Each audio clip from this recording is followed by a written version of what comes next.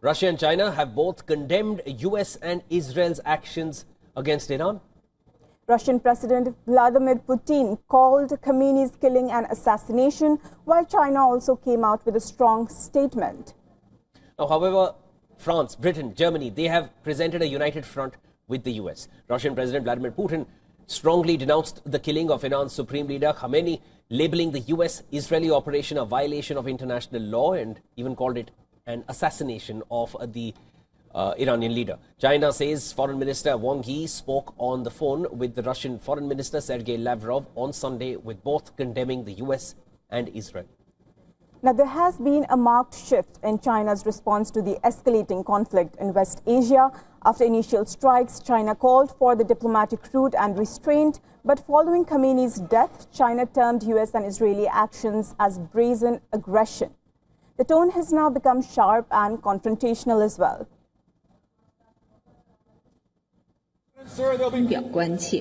The US-Israel military strikes against Iran, which have no authorization of the UN Security Council, violates international law.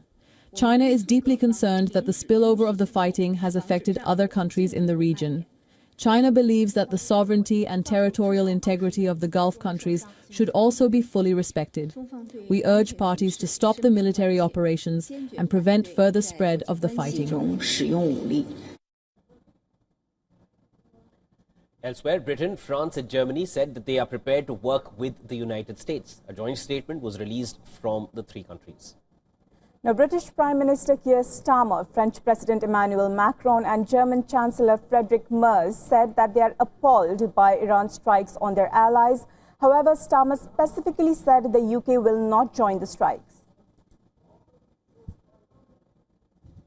The United States has requested permission to use British bases for that specific and limited defensive purpose. We have taken the decision to accept this request to prevent Iran firing missiles across the region, killing innocent civilians, putting British lives at risk, and hitting countries that have not been involved. The basis of our decision is the collective self-defence of long-standing friends and allies and protecting British lives. That is in accordance with international law, and we are publishing a summary of our legal advice. We are not joining these strikes, but we will continue with our defensive actions in the region.